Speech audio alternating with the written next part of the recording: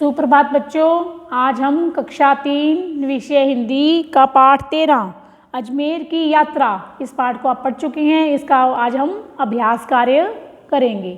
तो आइए, सबसे पहले है शब्द अर्थ। मजार, मजार क्या होता है? पीर का कब्र। बारहदरी, बारहदरी यानी बरामदा। बरामदे में संगमरमर लगा हुआ था ना, बरामदे में और अंदर दरगाह में संगमरमर का पत्थर लगा हुआ था, तो बारहदरी क्या होता है? बरामदा। रमजान मुस्लिम कैलेंडर के अनुसार एक महीने का नाम है, उसे क्या कहते हैं? रमजान। मुस्लिम कैलेंडर का एक महीना है। जैसे हमारे जनवरी फरवरी है, और हिंदी जो है वो कार्तिक में पौष माह ये है ना, वैसे ही मुस्लिम कैलेंडर का एक महीने का नाम है रमजान। व्यवस्था, तैयारी या फिर प्रबंध। सदर, सदर यानी मुख्य। मन, मन 40 किलो। 60 मन का कड़ाहा था ना, और एक 40 मन का, तो मन कितने, एक मन में कितनी होती हैं? 40 किलो। जर्दा, चावल का व्यंजन। जर्दा किसे कहते हैं? चावल का व्यंजन। घाटी, पहाड़ों के बीच का रास्ता। घाटी क्या होती है? पहाड़ों के बीच का रास्ता। गुंबद, गुंबद क्या होता है? शिखर। गुंबद शिखर। देग, बड़ा बर्तन। थे ना वहाँ पे बड़े बड़े बर्तन, जिसे क्या कहते हैं? बड़े बड़े कड़ाहों को क्या कहते हैं? देग। देग क्या होता है? बड़ा बर्तन। आगे है उच्चारण के लिए, यहाँ पे शब्द दिए हैं, इनको पढ़ना है और कॉपी पे लिखना है। व्यवस्थाएं, व्यवस्थाएं, व्यवस्थाएं। कार्तिक, ब्रह्मा, प्रसिद्ध, गुंबद, तीर्थराज। सोचें और बताएं। गुरमीत और रज्जाक कहाँ घूमने गए? कहाँ घूमने गए थे वो? अजमेर और पुष्कर। गुरमीत और रज्जाक अजमेर और पुष्कर घूमने गए। अजमेर विश्वविद्यालय का नाम किसके नाम पर रखा गया है? अजमेर विश्वविद्यालय का नाम महर्षि दयानंद सरस्वती जी के नाम पर रखा गया है।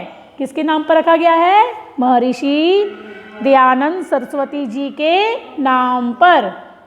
पुष्कर में किसका मंदिर है? पुष्कर में किसका मंदिर है? ब्रह्मा जी का। किसका मंदिर है? ब्रह्मा जी का। तीर्थराज किसे कहा गया है? तीर्थराज पुष्कर को कहा गया है। किसे कहा गया है? पुष्कर को। आगे है, नीचे लिखे वाक्यों के आगे सही या गलत का निशान लगाएं। नीचे कुछ वाक्य लिखे हैं, उनके आपको बताना है कि ये सही है या गलत है। रमजान के महीने में कम से कम 1 लाख यात्री आते हैं। सही है या गलत है? सही है।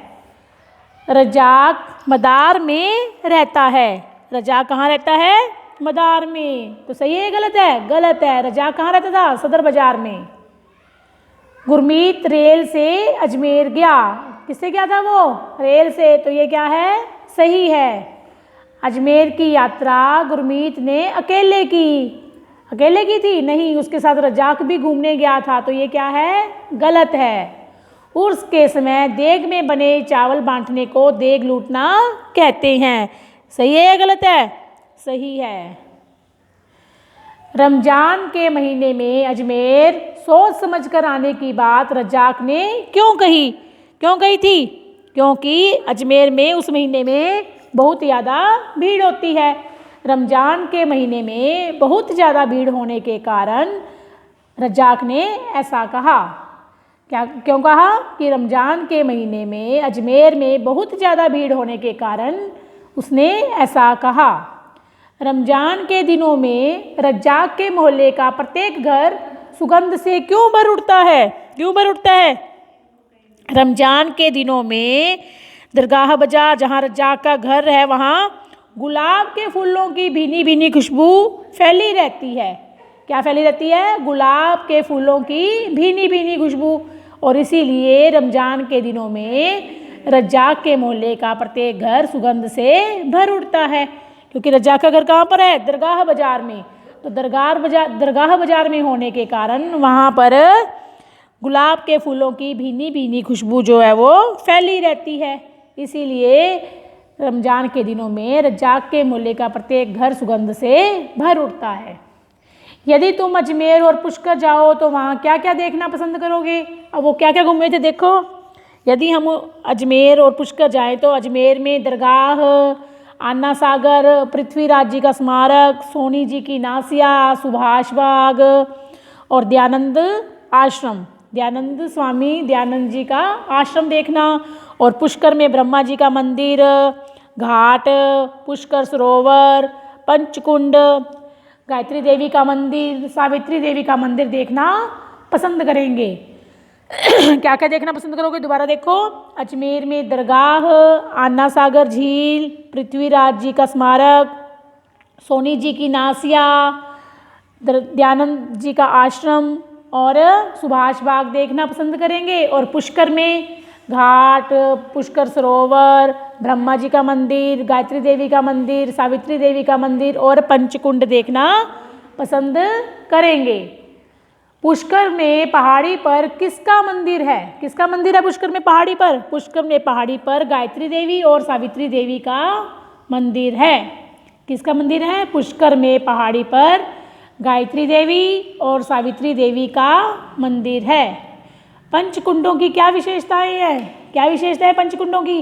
कि जो पानी गौमुख से कुंडों में पानी आता है जो एक कुंड से दूसरे कुंड में जाता रहता है और इस प्रकार यहाँ पानी कभी भी फालतू नहीं जाता। ये पंचकुंड पांडवों द्वारा बनाए गए 5 कुंड हैं और इनमें पानी गौमुख से आता है जिससे एक से दूसरे कुंड में पानी भरता रहता है और कभी भी पानी फालतू नहीं जाता। अब नीचे कुछ वाक्य लिखे हुए हैं, ये किसने कहे और किससे कहे? कितनी भीड़ रहती है इस गाड़ी में? किसने कहा? गुरमीत ने। और किससे कहा? रज्जाक से। किससे कहा? रज्जाक से। जो भी अजमेर आता है इसे जरूर देखता है। किसने कहा? रज्जाक ने। और किससे कहा? गुरमीत से।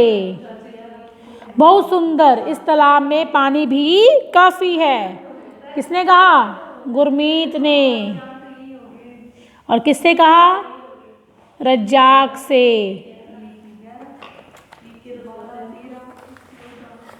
आगे है, जहाँ देखो वहीं भीड़ ही भीड़ हो जाती है। इस वाक्य में अधिकता बताने के लिए भीड़ ही भीड़ कहा गया है। इसी प्रकार अधिकता बताने के लिए ही शब्द जोड़कर वाक्य की पूर्ति करें। बाग में फूल ही फूल थे। बाग में फूल ही फूल थे। मेले में दुकानें ही दुकानें थी। मेले में दुकानें ही दुकानें थी। हलवाई की दुकान पर मिठाइयाँ ही मिठाइयाँ थी। हलवाई की दुकान पर मिठाइयाँ ही मिठाइयाँ थी। इसी तरह के और वाक्य बनाओ। हाँ, आगे बनाओ। कुछ भी बना सकते हो इसके, जैसे विद्यालय में बच्चे ही बच्चे थे, है ना। और बगीचे में फूल ही फूल थे, इस वैसे बगीचे में पौधे ही पौधे थे, है ना। और बना सकते हो, हाँ, बस अड्डे पर बसें ही बसें थी। दुकान पर किताबें ही किताबें थी। किसकी दुकान पर? स्टेशनरी की दुकान पर। तो ऐसे ही आप भी वाक्य बना सकते हैं। अब नीचे लिखे वाक्यों को ध्यान से पढ़ो। सड़कों और बाजारों में जहाँ देखो भीड़ ही भीड़ हो जाती है। रेखांकित शब्द एक से अधिक सड़कों और बाजारों के बारे में बता रहा है। एक होता तो क्या लिखते? सड़क। एक होता तो बाजार। अब यहाँ पे ज़्यादा के बारे में बता रहा है। इसी तरह एक से अधिक का अर्थ बताने वाले शब्दों से नीचे की गई तालिका को पूरा करें। नीचे जो तालिका दी गई है उसको पूरा करें। एक, अनेक। सड़क का क्या बन गया? सड़कों। घर का घरों। दीपावली पर घरों की सफाई करते हैं। फल को धोकर खाओ, ज़्यादा के लिए फलों को धोकर खाओ। फूल एक के लिए, ज़्यादा के लिए फूलों की खुशबू आ रही है। शहर का ज़्यादा के लिए क्या बनाएंगे? शहरों। यहाँ कई शहरों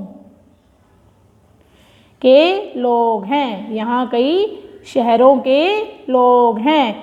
गांव गांवों। भारत गांवों का देश है। किसका देश है भारत? गांवों का। गांव का नहीं, गांवों का। पेड़ पेड़ों। इन पेड़ों पर फूल और फल लगेंगे। किस पर? पेड़ों पर।